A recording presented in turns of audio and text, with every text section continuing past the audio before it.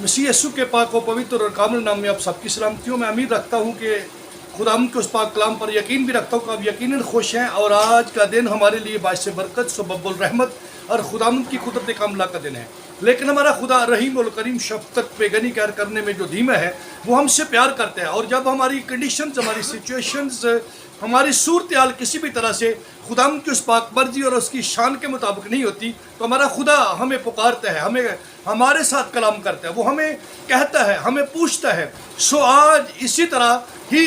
की एक बात, एक खुदाम की कही हुई बातों में से, खुदाम के बुलावे में से हम ये एक बात पर, इन बातों पर गौर करेंगे कि हमारी सिचुएशंस क्या हैं और देखेंगे आज खुदाम जैसे आदम से कहा कि आए आदम तू कहाँ है, आए आदम तू कहाँ है। ये आदम की सिचुएशन थी कि खुदावन ने उसको बाग अदन में रखा और खुदा की ज़ात मौत पर जो है वो उससे मोहब्बत करती है। अब सब लोग जानते हैं, जितने मसीह यीशु में हैं, खुदा के कलाम को सुनते हैं, बयान करते हैं और खुदा की राहों पर चलने वाले लोग हैं, जो बरीक बीन हैं, जो खुदा के कलाम को ध्यान और ज्ञान से सुनते हैं, उन्हें इस बात का इल्म है कि खुदावन ने कायनात को सिर्फ आदम के लिए सजाया और खूबसूरत जो जगह थी, खूबसूरत बाग जो था वो आदम को दिया और उसमें मुकद्दस आदम को रखा। और आदम जब उस कौल, उस फेल, उस हुक्म पर कायम ना रहा जो खुदावन ने उसे निगहबानी और ज़िम्मेदारी दी थी, तो वो बाग उसकी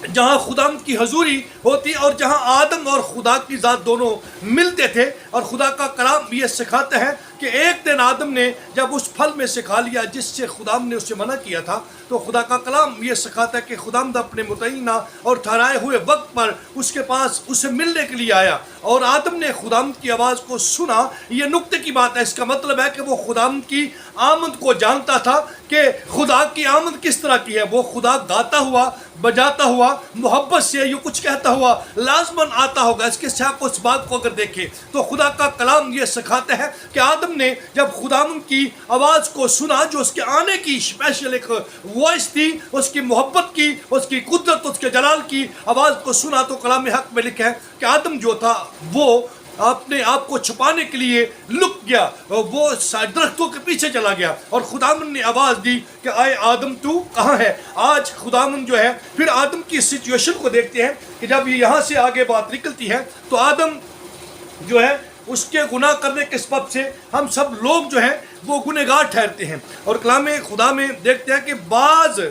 फरेब खुर्दा हैं, लोग जो हैं वो फरेब खाते हैं और फिर लिखा है कि जो फरेब खाते हैं या फरेब देते हैं वो अपने आप को ही धोखा देते हैं। मगरूर दिल जो है वो दगाबाज है। ये कौन शख्स जो है, अबलीस इतना मगरूर कोई भी नहीं है जिसने आदम को दगा दिया, फरेब दिया, उसको गुमराह किया। और फिर लिखा है कि मगरूर दिल जो है वो दगाबाज है, झूठे उस्ताद धोखा देते हैं। आज बी केयरफुल, खुदा का कलाम हमें ये सिखाता है कि बहुत सारे झूठे नबी और झूठे उस्ताद जिस तरह उस उम्मत में थे जो गुजरा हुआ वक्त था, आज भी जब उस वक्त खुदा ने कलाम किया, मुकद्दस पौल ने इसको लिखा, उस वक्त भी उसने कहा कि झूठे नबी और झूठे उस्ताद जो हैं वो मौजूद हैं। मेरे और आपके आका खुदा यीशु मसीह ने भी कहा कि ये लोग आपके दरमियान में होंगे और इनका रूप जो है वो भेड़ों का होगा, लेकिन किरदार इनका जो है वो भेड़ियों की सूरत में होगा। और खुदा का कलाम ये सिखाता है कि हमें इनसे बाखबर रहना है, इनको पहचानना है और इनके पहचानने का खुदा ने एक अच्छा टेक्निकल असूल और प्रिंसिपल हमें सौंपा और दिया। वो ये है कि खुदा का कलाम ये सिखाता है कि तुम उनको उनके फलों से क्या करोगे जी, पहचान लोगे। और बाज़ लोग रूहानी तौर पर अंधे हैं और खुदा का कलाम ये सिखाते हैं, वो अपने आप में दावा तो करते हैं, जैसे हम मुकाशफा की कलीसियाओं में देखते हैं कि खुदा का कलाम हमें ये सिखाते हैं कि खुदा कहता है फरिश्ता को कि तू अपने आप को कहता तो है कि मैं जिंदा हूँ, लेकिन तू अंधा है, कुता नजर है, मुर्दा है, तो अपने कामों के सबब से तेरे किरदार जो हैं वो मुर्दों जैसे हैं। सो फिर वो है खुदा का कलाम हमें ये सिखाता है कि बाद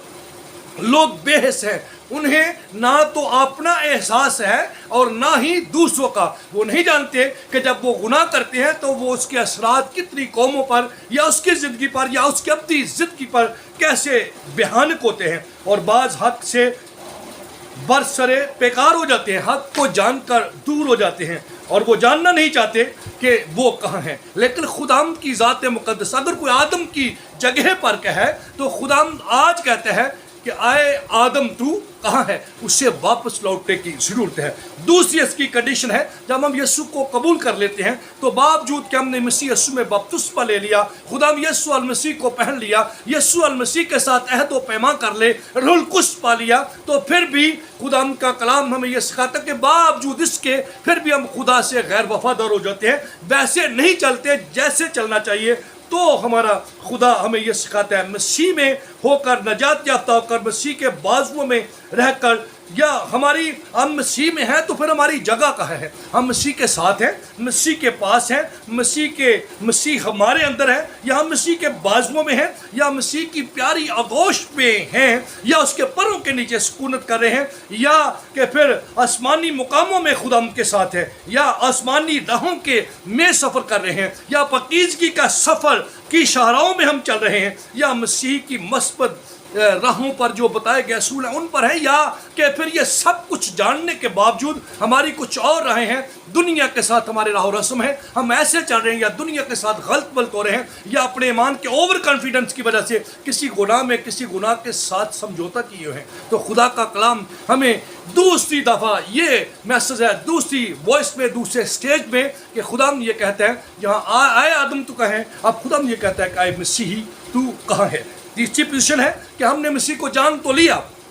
لیکن خدا ہم سے پھر گئے۔ بہت سے لوگوں کو میں جانتا ہوں جو مسیح تھے، مسیح کے ساتھ چلے، مسیح کہلائے، لیکن آج وہ غیر قوموں کے ساتھ غلط ملط رویے اور زندگیاں گزران ہے۔ ایسی عورتوں کو میں جانتا ہوں، مردوں کو جانتا ہوں جو ایسے ہیں، لیکن میرا ان کی طرف سے میں یہ ریکویسٹ کرتا ہوں کہ انہیں سوچنا چاہیے، بلکہ خدا کا کلام تو یہ کہتا ہے، یہ شرم کی بات ہے کہ کوئی اگر شخص خداوند کی ذات کا، روح القدس کا مزہ چکھ کے خداوند کو جان کر اگر وہ ایسے شخص کی پیروی کرتا ہے، ایسے بتوں کی پیروی کرتا ہے، ایسے خدا کی پیروی کرتا ہے جو خدا ہی اپنی ذات میں نہیں، تو اس شخص جتنا بد نصیب، بدبخت اور نالائق اور بیوقوف اور بے شرم اور ابلیس کا فالوور اور نالائق شخص نہیں ہو سکتا۔ یہ خدا کا کلام میں سمجھتا ہوں، خدا کا کلام میں مقدس پول یہ کہتا ہے کہ انہوں نے خدا کو جان تو لیا لیکن خدا کی ستائش، اس کی عزت، اس کے جلال، اس کے پاکیزگی کے مطابق اس کی پرستش سنا نہ کی۔ ان کے لیے بھی پیغام ہے جو سچویشنز میں ہیں، جو غیر قوموں کے ساتھ ہیں، جو اور طرح کی زندگی گزارتے ہیں، جو نشے کو فروش کرتے ہیں، جو مختلف طرح کی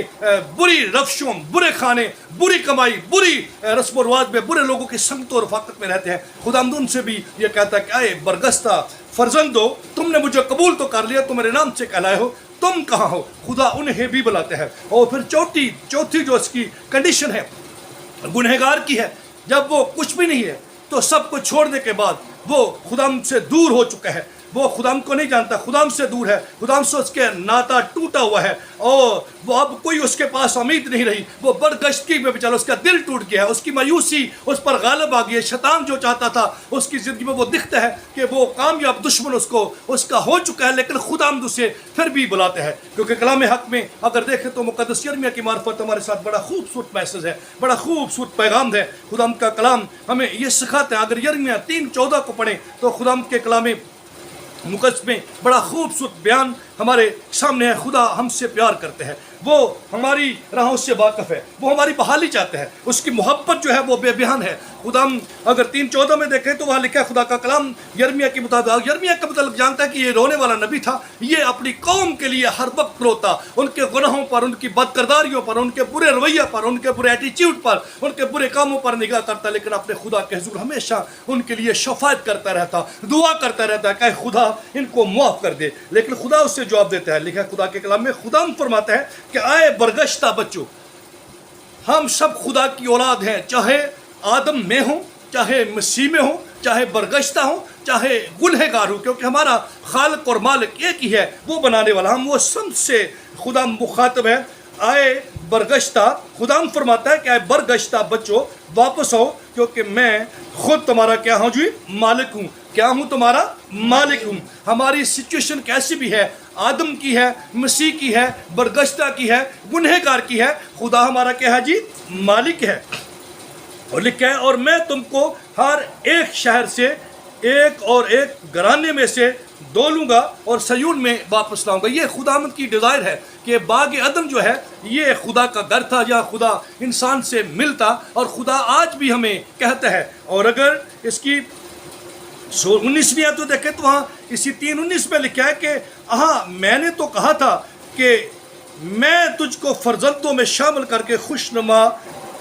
ملک یعنی قوموں کی نفیس میراث دوں گا. یہ خداوند کی ڈیزائر ہے, یہ خدا چاہتا ہے. خداوند ہمیں قوموں کی نفیس میراث دینا چاہتا ہے, اور خداوند نے جہاں سے ہمیں لیا تھا وہاں ہی لے جا کر رکھنا چاہتا ہے. اور پھر 22ویں آیت پر لکھا ہے کہ اے برگشتہ فرزندو واپس لوٹاؤ, میں تمہاری برگشتگی کا چارہ کروں گا. اگر آپ یہ سمجھتے ہیں کہ میری سچویشن ایسی ہے میں واپس نہیں آ سکتا, لیکن خدا کے پاس ایک آپ کے لیے حل ہے. وہ حل اس کے بیٹے یسوع کا نام ہے, اس کے لہو, اس کا پاک لہو ہے, اس کی صلیب کا سائن ہے, اور روح القدس ہے جو آپ کی مدد کرے گا. آپ واپس آئیں, خدا یسوع المسیح کو پکاریں, کیونکہ کلام میں حق میں لکھا ہے کہ اپنی بدکاری اپنے گناہ کا انکار کر ایمان اپنے دل سے لا اور زبان سے اقرار کر یسوع ہی خداوند ہے. میں آپ کو یقین دلاتا ہوں جو کائنات کا رب ہے, جس کے دائرہ اختیار میں آپ کے بال ہیں, چڑیاں ہیں, زمین کے چرند پرند حیوانات, سمندر کی مچھلیاں, اور آسمان کے تمام ستارے, سورج کا جو کنٹرول سنبھالتا ہے وہ آپ کو سنبھال لے گا. اور روح القدس آئے گا, آپ کی زندگی کو بدل کر رکھ دے گا, اور آپ کامیاب ہوگے, اور آپ خدا کے فرزندوں میں سے ہوں گے. کیونکہ خدا کا کلام یہ سکھاتا ہے کہ خدا کی یہ مرضی ہے. خدا یہ چاہتا ہے کہ جیسے آپ کی رفاقت اور شراکت عدن میں خدا ہم کے ساتھ تھی, خدا اس رفاقت کو بحال کرنا چاہتا ہے. کیا آپ اسے پسند کرتے ہیں؟ خدا کی سنگت میں رہنا, خدا کے پروں کے نیچے رہنا, خدا کی آغوش پہ رہنا, خدا کے اطمینان میں رہنا, خدا کی محبت پہ رہنا, خدا کے ساتھ رہنا, اور خدا کے ہاتھوں میں رہنا. تو آئیے توبہ کیجیے اپنے گناہوں سے, اپنے رویوں سے, اپنے کرداروں سے, اپنے برے کاموں سے. خدا بلا رہا ہے, اے برگشتہ بچوں واپس لوٹ آؤ, میں تمہاری برگشتگی کا کیا کروں گا جی؟ چارہ کروں گا. آپ کا مالک, آپ کا خالق, منجی دو جہان, خالق کائنات, کائنات کا بنانے والا, رب کائنات, سب کا خالق اور مالک, اس کا یہ دعویٰ ہے, اس کا یہ کلام ہے جس نے کائنات کو کلام کے وسیلہ سے بنایا ہوا ہے. یقیناً آپ کو اس کلام کے وسیلہ سے برکت ملی ہے. اس کلام کو دوسروں تک پہنچائیے, برکت پائیے, برکت دیجیے, برکت کو بانٹیے, اور ہمارے چینل کو ضرور لائک, سبسکرائب اور شیئر کیجیے. یقیناً خدا آپ کو برکت دے گا. خدا آپ سب کے ساتھ ہو, اور آپ سب کو ہمیشہ برکت دیتا رہے. مسیح یسوع کے پاک و پوتر اور کامل نام میں اس دعا کے ساتھ ہم اس کلام کا, آج کے میسج کا اختتام کرتے ہیں. خدا آپ سب کے ساتھ ہو. آمین.